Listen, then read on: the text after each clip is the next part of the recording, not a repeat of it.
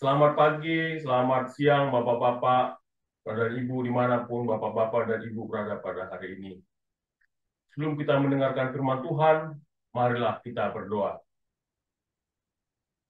Ya Tuhan Bapa, kiranya Engkau lah Tuhan bersama-sama dengan kami Tuhan, dan kami juga mengucap syukur pada hari ini Tuhan, kami dapat mendengarkan firman-Mu ini. Ajari kami Tuhan, supaya kami dapat memberitakan firman-Mu ini dalam nama anak-Mu Tuhan Yesus Kristus, dan juga firman ini Tuhan menjadi berkat buat kami dan Saudara Roh Kudus-Mu Tuhan bersama-sama dengan kami. Terimalah doa ini Tuhan, di nama anak-Mu, Kristus Yesus Tuhan kami. Amin. Baik saudara-saudara yang terkasih dalam nama Tuhan Yesus, nas kita diambil dari Mazmur 97 ayat 1 sampai 12. Demikian bunyinya. Tuhan sebagai Raja, Tuhanlah Raja, biarlah bumi bersorak-sorak, biarlah banyak pintu bersukacita, biarlah banyak pulau bersukacita. Awan dan kekelaman mengelilingi dia. Keadilan dan hukum adalah tumpuan tahtanya.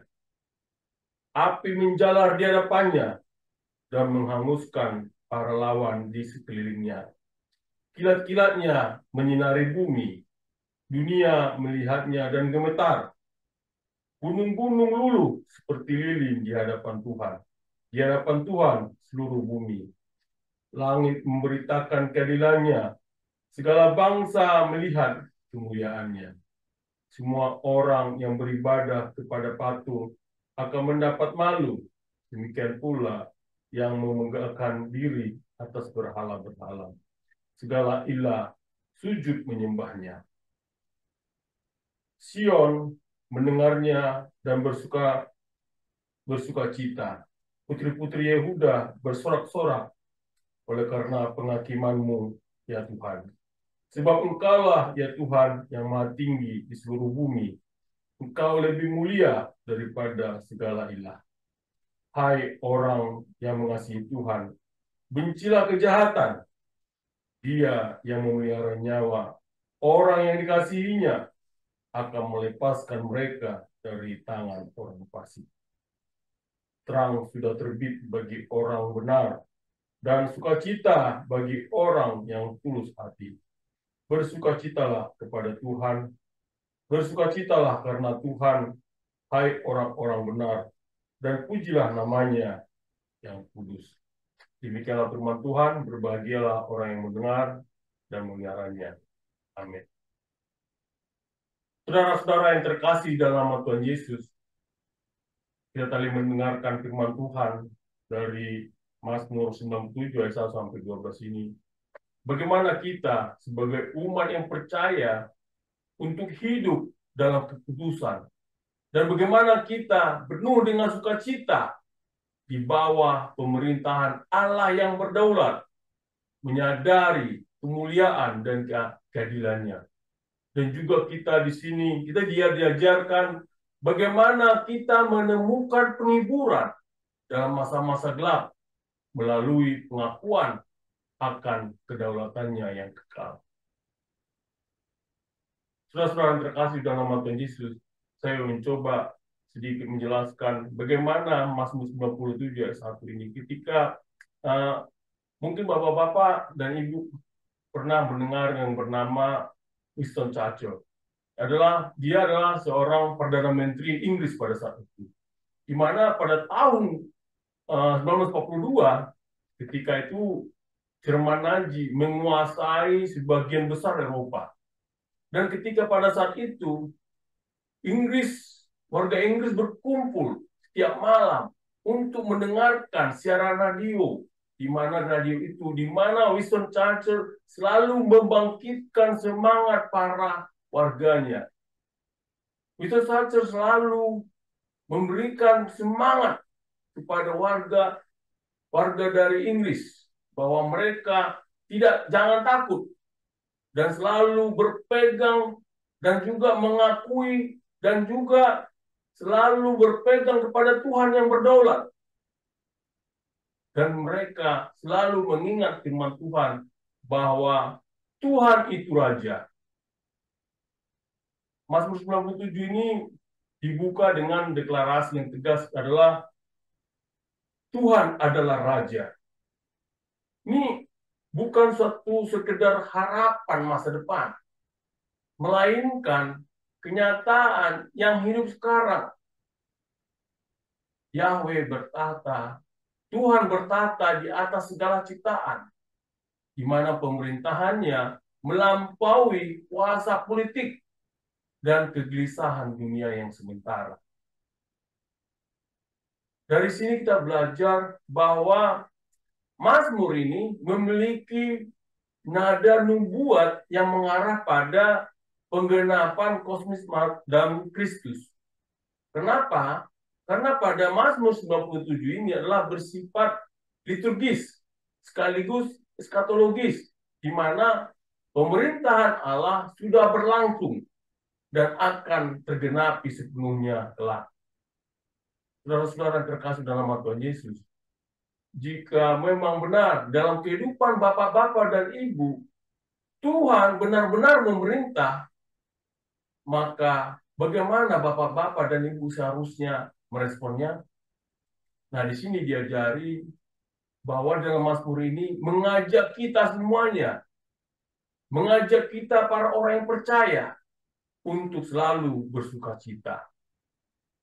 Saudara-saudara yang terkasih dalam nama Tuhan Yesus, kalau kita lihat tadi di 97 ayat 2a yang mengatakan awan dan kekelaman mengelilingi dia.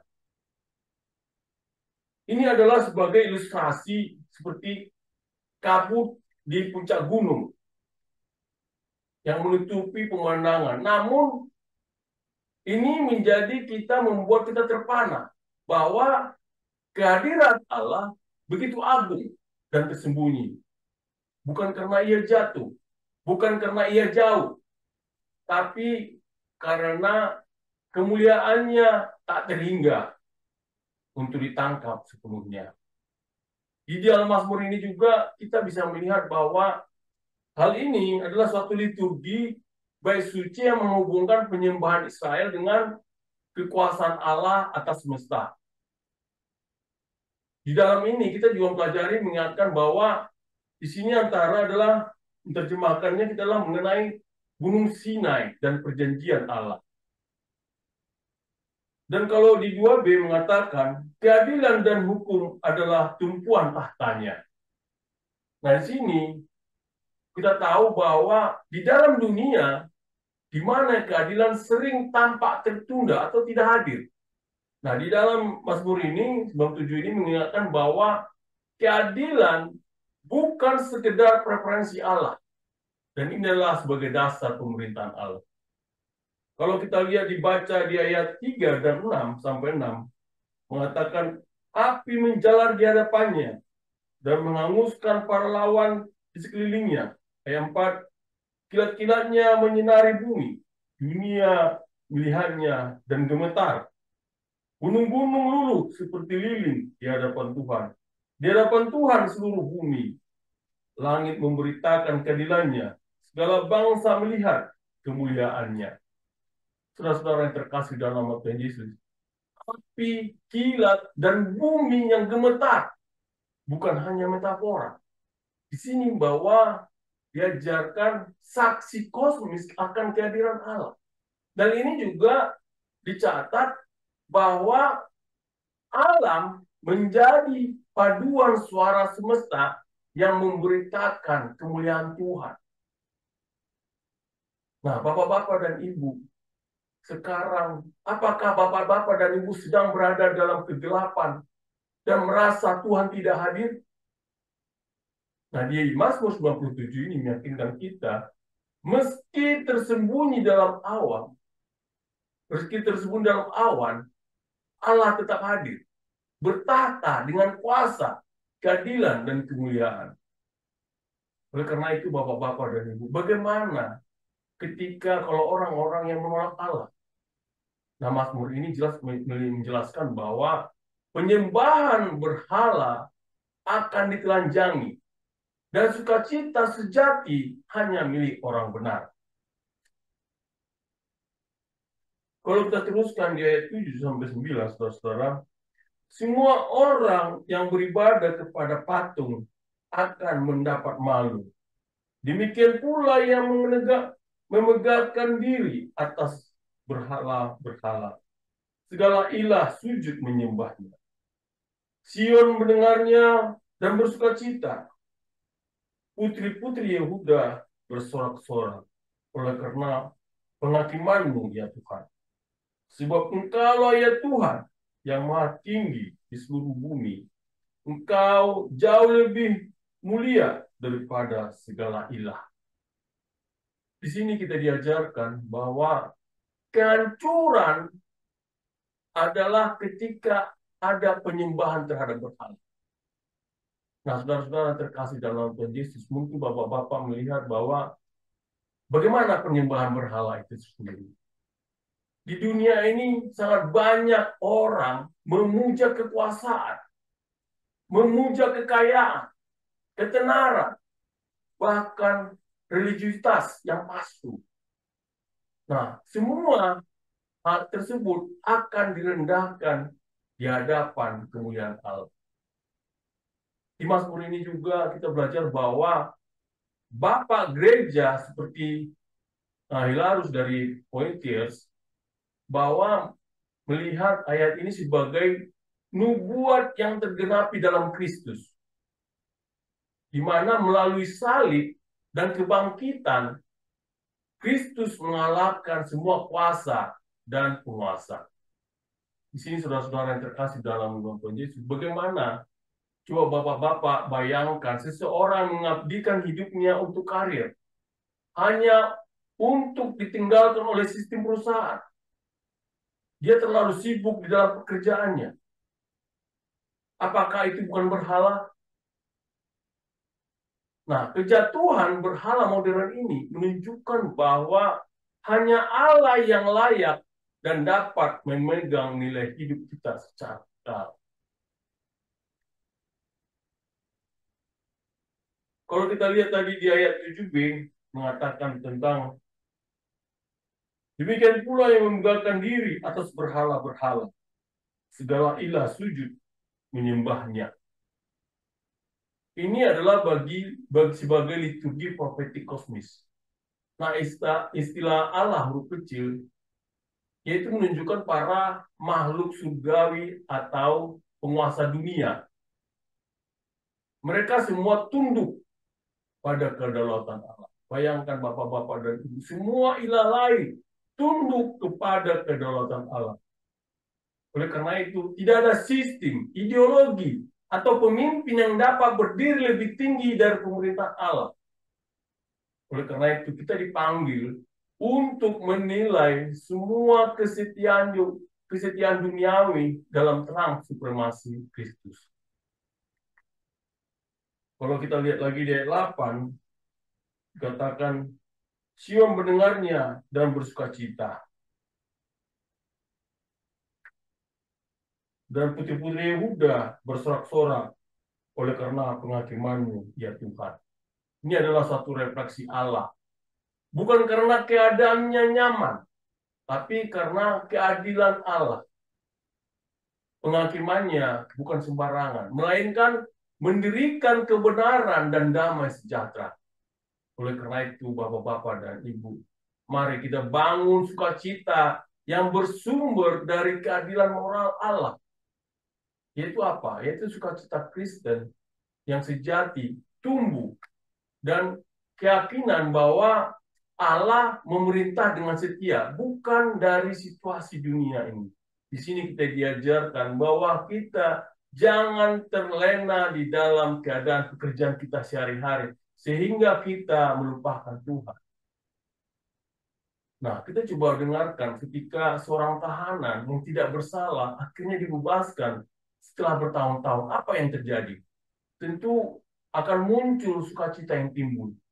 Bukan hanya emosional, tapi dia akan juga bertobat dan mengakui kesalahannya.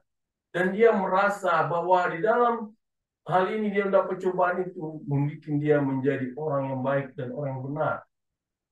Nah, demikian juga kita pelajari bagaimana seorang Yahuda dalam Mazmur ini. Nah, kalau kita lihat di ayat 9, sebab Engkaulah ya Tuhan yang maha tinggi di seluruh bumi. Engkau jauh lebih mulia daripada segala ilah. Nah, ini adalah bagian dari seperti namanya teopoetri, yaitu tentang puisi teologis yang menggugah hati dan pikiran. Dan ini bukan sekedar doktrin yang dihafal, melainkan visi kehidupan yang mengubah arah hidup. Bahwa Tuhan adalah yang maha tinggi. Bapak-bapak dan ibu melihat ketika Tuhan memerintah di dalam diri bapak dan ibu, maka berhala itu akan hancur. Dan jika bapak-bapak dan ibu bersukacita, maka bagaimana seharusnya kita hidup? Apa bentuk praktis dari hidup yang benar dalam terang pemerintahan Allah yang bapak lakukan? Apakah bapak dan ibu selalu berpijak pada dunia ini? Mari bapak-bapak dan ibu kembali bahwa semuanya itu adalah di bawah kedaulatan Tuhan. Kalau kita lihat di ayat 10 sampai 12 ini, yaitu kita baca di ayat 10, hai orang yang mengasihi Tuhan, bencilah kejahatan. Dia yang memelihara nyawa orang yang dikasihinya akan melenyapkan mereka dari tangan orang fasik. Nah, di sini kita diajarkan bahwa adanya di ayat 10a, yaitu masalah cinta kepada Tuhan menuntut kebencian terhadap dosa. Bagaimana Bapak dan Ibu membuat bahwa Bapak-bapak benci terhadap dosa? Nah, Mazmur ini tidak berhenti pada deklarasi kosmik tentang kerajaan Allah. Dan ini adalah seruan yang menjadi personil, di mana orang-orang yang mengasihi Tuhan akan membenci kejahatan. Ini adalah respon etis terhadap pengenalan akan kemuliaan Tuhan. Di sini juga mengatakan bahwa kasih kepada Tuhan bukanlah perasaan abstrak, melainkan orientasi moral yang aktif, diwujudkan dalam kebencian terhadap dosa, baik dalam diri sendiri maupun di masyarakat. Bapak-bapak sebagai seorang Kristen yang bekerja dalam dunia korporat mungkin tergoda untuk menyetujui kebijakan yang tidak etis demi keuntungan perusahaan. Tapi apabila Bapak berdoa memberikan Tuhan yang bersama pada dan Ibu, kasih kepada Tuhan membentuk Bapak dan Ibu, membentuk respon sehingga Bapak dan Ibu dapat menolak kejahatan meski itu mengandung risiko pribadi. Contohnya ketika Bapak-bapak dan Ibu akan melakukan suatu manipulasi data. Di dalam itu Bapak tergoda akan diberikan suatu keuntungan pribadi. Tapi apabila Bapak tidak melakukannya, mungkin Bapak-bapak dan Ibu akan ditinggalkan di dalam sistem. Karena itu adalah risiko. Risiko yang harus Bapak lakukan. Oleh karena itu, hal ini bahwa diajarkan panggilan ini adalah untuk membenci kejahatan yang harus dimulai dari introspeksi Bapak dan Ibu. Apakah yang Bapak dan Ibu lakukan sesuai dengan perintah Tuhan? Apakah selalu membenci kejahatan? Apakah dosa yang masih kita kompromikan? Apakah ketidakadilan yang kita abaikan? Mazmur ini memanggil kita bukan hanya untuk memuji Allah di gereja, tapi juga membenci kejahatan di dunia. Kalau kita baca di ayat 10a, 10b mengatakan, dia yang memelihara nyawa orang yang dikasihinya akan melepaskan mereka dari tangan orang fasik. Mazmur ini menegaskan bahwa Tuhan memelihara umatnya dan melepaskan mereka dari kejahatan. Dan ini bukan janji hidup bebas dari penderitaan, tapi ini adalah jaminan kehadiran dan penyelamatan Allah. Pemeliharaan Allah dalam Mazmur ini seringkali terjadi dalam konteks penderitaan. Justru di tengah ancaman dan tekanan, pasti bapak-bapak dalam hal ini selalu merasakan bagaimana bapak-bapak dan ibu menderita di dalam pekerjaan bapak dan ibu, yang selalu menekankan iman bapak dan ibu. Apakah bapak dan ibu berkompromi terhadap hal itu? Dan ini menjadi tekanan dan juga ancaman buat bapak dan ibu. Namun percayalah bahwa kasih dan kuasa Allah akan lebih nyata. Kita bisa melihat seorang misionaris yang ditahan karena memberitakan Injil, menceritakan bahwa justru di ruang interogasi ia mengalami kehadiran Tuhan yang lebih kuat daripada di mimbar. Pemeliharaan Allah hadir bahkan di ruang yang paling gelap. Kita baca di ayat 11 sampai 12 ini bahwa diajarkan terang sudah terbit bagi orang benar dan sukacita bagi orang yang tulus hati. Ayat 12, bersukacitalah karena Tuhan, hai orang-orang benar, dan pujilah namanya yang kudus. Mazmur ini berakhir bukan dengan ancaman, tapi dengan undangan, yaitu adalah undangan hidup dalam terang. Sukacita bukan hasil dari hiburan, tapi buah dari kekudusan dan integritas, yaitu seperti fajar yang tak bisa dihentikan. Terang Tuhan pasti terbit bagi orang benar. Oleh karena itu, bapak-bapak dan ibu, jangan khawatir terhadap kehidupan bapak dan ibu. Apabila bapak dan ibu hidup dengan benar, Tuhan akan menerangi kehidupan bapak dan ibu. Di Mazmur ini juga menjelaskan bahwa terang yang dimaksud ini adalah merujuk kepada Mesias, yaitu sebagai terang dunia. Dan Mazmur 97 secara profetik menunjuk kepada Yesus bahwa terang yang tak dikalahkan oleh kegelapan, yaitu di Yohanes 1 sampai 5. Di sini diajarkan bahwa terang di sini itu adalah melihat mengacu kepada Yesus. Oleh karena itu, walaupun demikian, bapak-bapak sebagai seorang jemaat yang mungkin kehilangan segalanya dalam bencana, namun tetap memuji Tuhan, bukan karena keadaan membaik, tapi karena terang yang datang dari pengharapan kekal, terang yang tak berasal dari dunia ini. Oleh karena itu, bapak-bapak dan ibu, mari bersukacita, bukan karena hidup mudah, tapi karena Tuhan adalah terang dan keselamatan kita.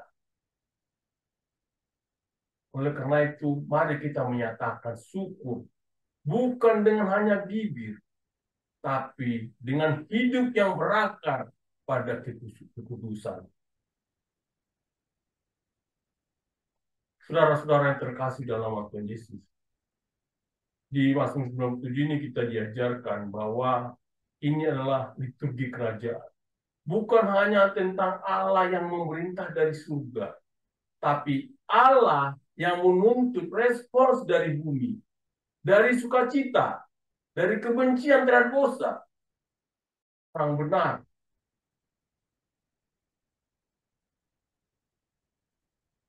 Tes, satu, tes, satu, dua.